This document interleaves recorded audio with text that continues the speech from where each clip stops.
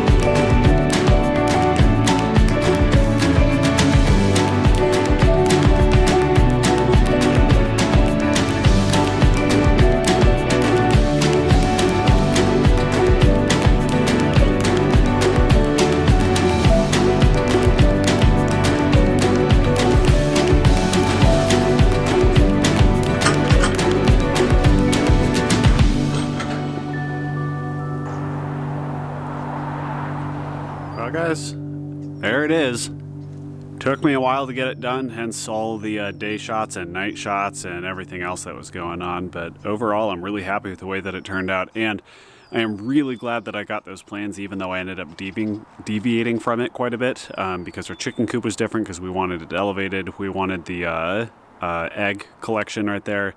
And then we also wanted to have the automatic door on the outside, which meant that I didn't use the draw opening or kind of the moat opening like they had said. But otherwise, basically everything was exactly the way that they had put it together. But because of those small differences, I effectively had to deviate from the plans almost right after the get-go. But even if you're planning on deviating from the plans, I still do recommend them because they provide you with a lot of really great just containment. And so you've got a lot of the ideas and a lot of the concepts down before you go. One of the things that I was impressed with on the wheels all the way around, like I tried lifting this thing. I don't know how or if you guys could see it coming through, but when I was trying to lift this thing, it's an absolute bear to try and get it up. But once I've got the wheels on it, just like one-handed, I can push this thing where I want. It's super, super cool. I'm super excited. I will probably still have to mount a handle or something on this side so that we can pull it and turn it and do other stuff, because my wife is probably going to be moving this around a lot while I'm not present. And we're going to be on much rockier, much bumpier terrain, and so it's going to be a lot harder than just moving it around on the smooth concrete here. But again, overall, super, super excited with the way that it turned out, and super excited to see what the chickens think of it.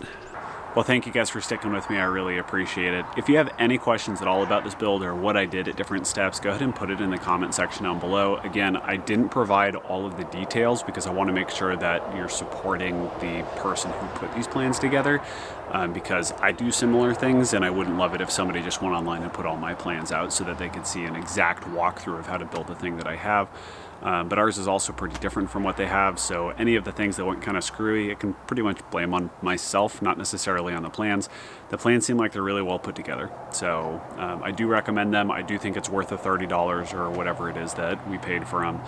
If anything, just to constrain the building envelope so that we have a good idea of what we're building and to give a good foundation for any of the modifications that are to come down the road. So again, thank you guys for joining. I really appreciate it. I do think the chickens are going to love this thing.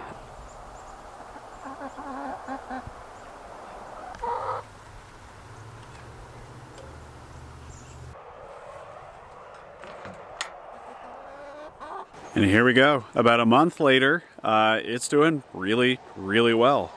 Overall, the structure holds up really nicely. I have had a little bit of trouble with the modifications that I made here on the roof. I'm just trying to keep water out and make it basically easy to use so that you can get the eggs. And our hens still aren't trained on using the laying box, but I think this will work well long term. We're still just trying to work out some of the kinks.